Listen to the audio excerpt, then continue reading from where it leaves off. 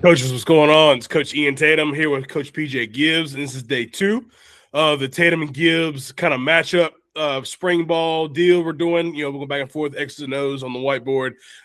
This is day 6 for me. This is day 2 for Coach and spring ball, and we're going to be going more from an offensive perspective.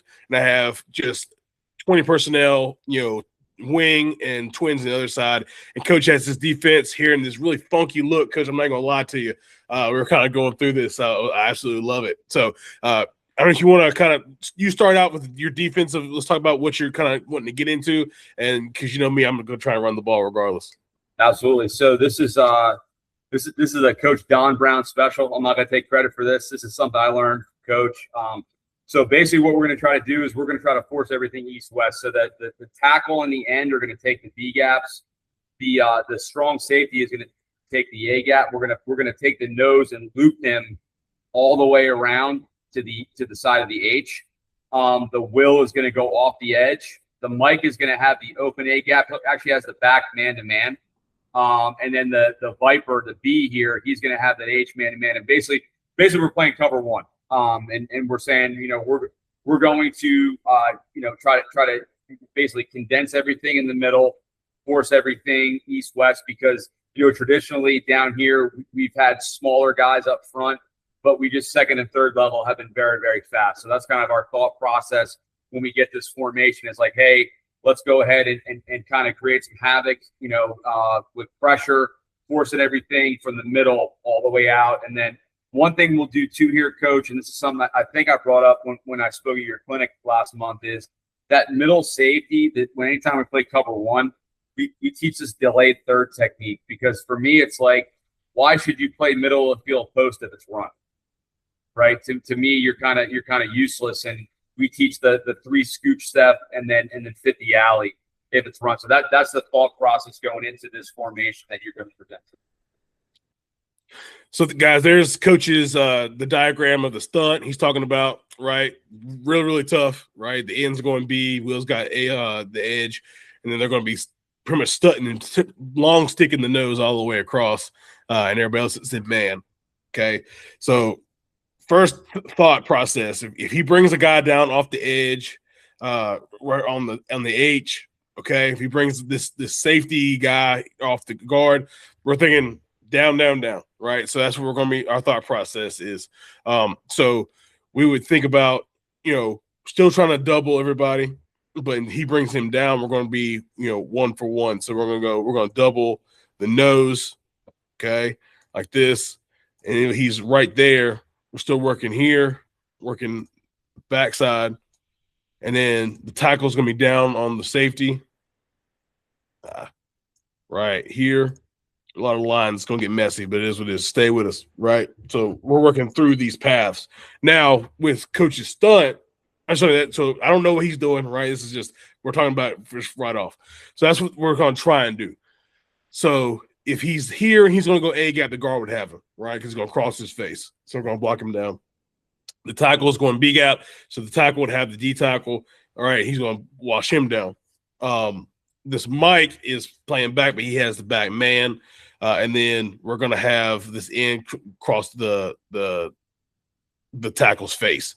Okay, so essentially, we would try to wash the play side, and then we would still trying to kick this outside backer. This guy that's walked up, and we're going to run power. Right, we're going to try and still run power. So we're going to kick the B with the H right here. We're going to kick him, and then we're going to try and skip pull around for the first wrong color jersey. Whoever shows up right off of the tackle's block, get north, okay? And then we would hinge off the backside. Tackle steps down, and he has the in-man line of scrimmage. So, and then we're trying to run power right here. So that's how the play would be, right? And then Coach's stunt would come in and would, everybody's got a game plan until somebody hits you in the mouth. So that's what we're trying to essentially get done right there. So Coach, I guess, looking at what you're going to do, I mean, obviously I know what we're calling, what you're calling, in your formation, right? But I guess my thing is, would you have anything built in? Obviously you see single high, right? Would you have this? Because again, you have right now, if you wanted to pull it and throw, a glance or something backside, based on the free safeties leverage. Because I think for me, like obviously, taking the inside stuff and, moving, I think the hinge would be a problem for us if our end doesn't get there, right? Because then your guy still gets to pull. And if you wanted to hand the ball off, I think you're back to, again, the Viper has the H man-to-man. So I think based on what you're doing, I think that would give us some problems. And then obviously if you wanted to run the RPO game, you have that Y that could run a stick, could run a slant, whatever. Just talk us through that, because I think looking at what you're doing, I think that would give us an issue, because it's going to be, because again, we want to hit quick, but I think that would hit quick against us. Yeah. So usually when we want to start bringing RPOs, especially when we start RPOing inside backers, it's because we're getting that B gap run through. So let's say at the end is your outside, he's your edge player, right? He goes C gap. Well, and then you're sending your wheel straight through the B gap to follow the puller. Then we would start to think about, hey, now we need to start, especially if they're in man, hey, let's RPO this guy, or at least put a route in this backside area, right? Yeah. So then if let's say on the headset, hey, coach, the end's going B gap, they're bringing the wheel off the edge, there's nobody here. Then we'll run what we call a stock slant. So he'll be slow off the ball, and then he'll run his slant route right here in this vacated area. We run a one back RPO.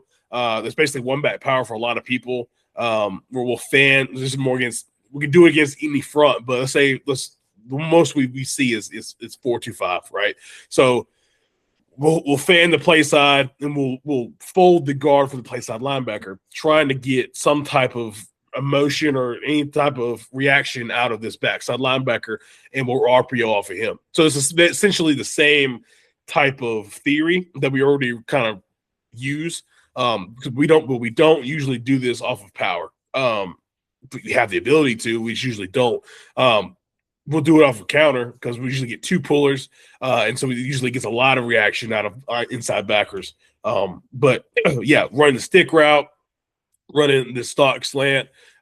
If it was inside leverage, right? And we thought, we knew that, hey, this is man, the corner's going to run with the X, right? We can throw it out.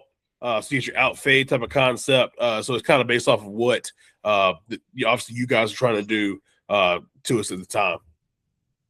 What I guess with the picture that we're presenting pre-snap, what are some of the things that your guys would make calls on? What do you think as the play caller would give you issues before the ball is snapped?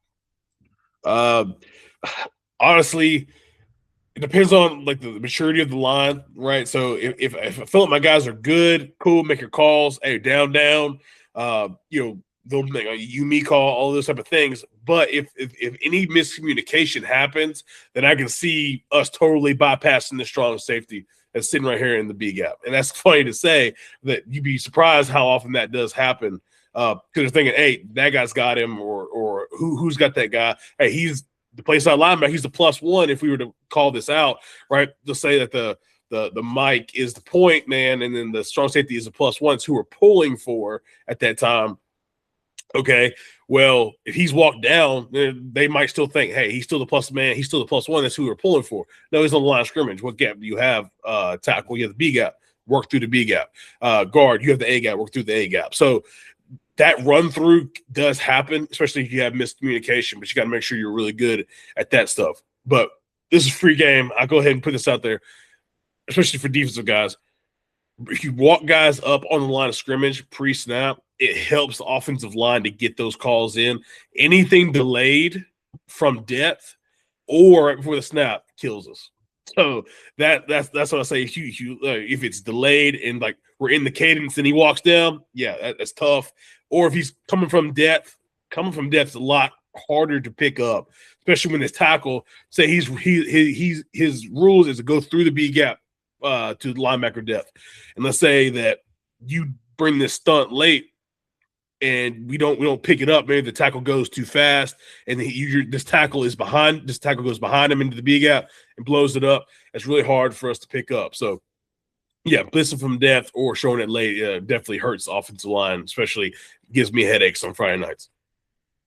Awesome, Coach. Listen, this has been great. I'm looking forward to day 3 and talking some more ball, and hopefully guys are learning this. And obviously, guys, this will be posted on our Twitters, TikToks, Instagrams. Like, again, comment, please ask questions.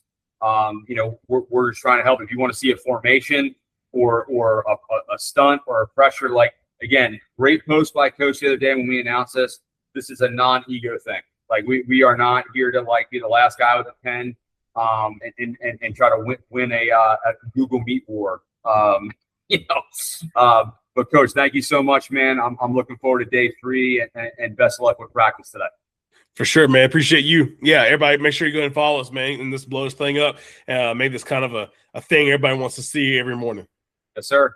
Yeah, man.